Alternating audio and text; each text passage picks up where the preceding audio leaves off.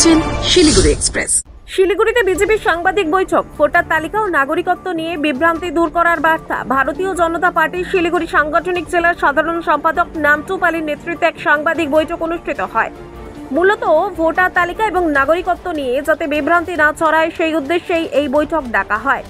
এদিন নান্টু পাল জানান, ভারত সরকার নাগরিকদের সুরক্ষায় সচেষ্ট এবং কেবলমাত্র অনুপ্রবেশকারীদের বিরুদ্ধে ব্যবস্থা নেওয়া হবে।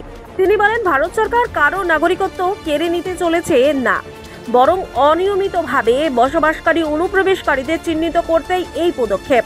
তিনি আরও জানান, ভবিষ্যতে শিলিগুড়িতে সচেতনতা শিবির এবং ক্যাম্পের আয়োজন করে সাধারণ মানুষকে সচেতন করা হবে এবং নথিভুক্তকরণ প্রক্রিয়াও চলবে। পাশাপাশি মিথ্যে প্রচারে বিভ্রান্ত না হতে সাধারণ মানুষকে সতর্ক থাকার আহ্বান জানানো হয়। কোনো মানুষকে নাগরিকত্ব থেকে বাদ দেওয়া নয়। আমাদের বিরোধী লিডারও বলেছেন, আমরাও উত্তরবঙ্গ থেকে কথা বলছি, আমাদের উদ্দেশ্য কোনো মানুষকে নাগরিকত্ব বাদ দেওয়া নয়।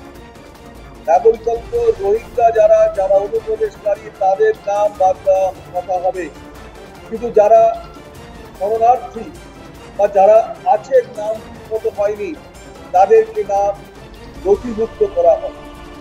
যারা আছেন তারা কাউকেই অন্যায়ভাবে বাদ দেওয়ার কোনো পরিকল্পনা ভারত সরকারের নেই। আমরাও তাই বিজেপি দার্জিলিং জেলা কমিটির থেকে আপনাদের জানাতে চাই যে এই মিথ্যা প্রচার, উৎসাহ এবং কেউ উস্কানিমূলক বক্তব্য দিচ্ছেন, এক রাজ্যের থেকে অন্য রাজ্যের মাল প্রবেশ করতে দেবেন না, বিভিন্ন উস্কানিমূলক বক্তব্য দিচ্ছেন, তার আমরা বিরোধিতা করছি।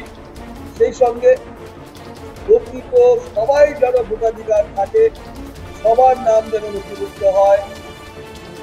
আর সবারই উচিত, যারা রোহিঙ্গা, যারা বাংলাদেশ থেকে এসছেন, যারা মায়ানমার থেকে এসছেন, যারা কক্সবাজার থেকে এসছেন, যারা অন্য জায়গার থেকে এসছেন, তারা বেড়াজাল দিয়ে হোক, দেওয়াল টোপ দিয়ে হোক বা অন্যায়ভাবে যারা ঢুকেছেন তাদেরকে চিহ্নিতকরণ করে দেশের বাইরে পাঠানো।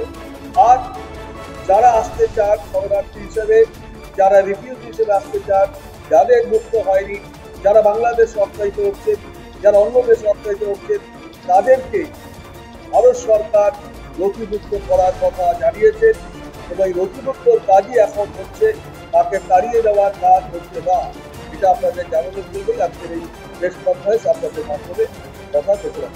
ক্যাম্প করার ক্ষেত্রে এখনো আমাদের কাছে সেই ডেট আসেনি। প্রথমত আমরা আবারও বলছি, কারোর নাম বাদ দেওয়ার কাজ হচ্ছে না। প্রাথমিক যেটা কাজ হচ্ছে সেটা হলো নাম নথিভুক্ত করা, নাম যুক্ত করার কাজ হচ্ছে।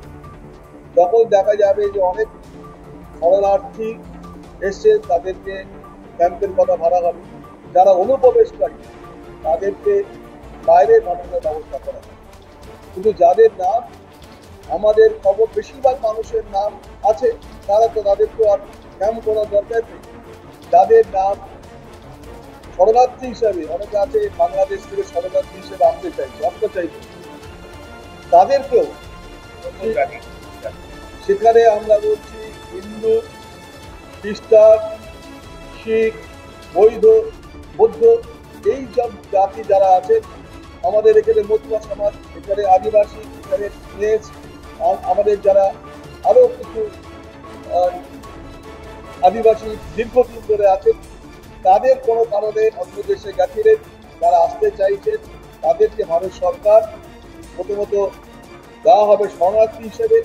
আর কেউ যদি বলেন না অন্য কোনো কারণ থাকে, তাদেরকে রিফিউজি হিসাবেও নথিভুক্ত করার পরিকল্পনা। আমাদের ভোটারের নাম আরো বৃদ্ধি করার আমাদের পরিকল্পনা, মানুষের ভোটার সংখ্যা বৃদ্ধি করার পরিকল্পনা। যারা দেশ বিরোধী, যারা দেশকে ক্ষতি করতে চাইছে, তারা দেশের প্রেম দেখিয়ে দেশকে ক্ষতি করছে, তাদেরকে দেশ থেকে বিতাড়িত করার আইন মেনে সেটাকে আমরা জানিয়েছে ভারত সরকার। সেইভাবেই ক্যাম্প হবে, সেইভাবে আমরা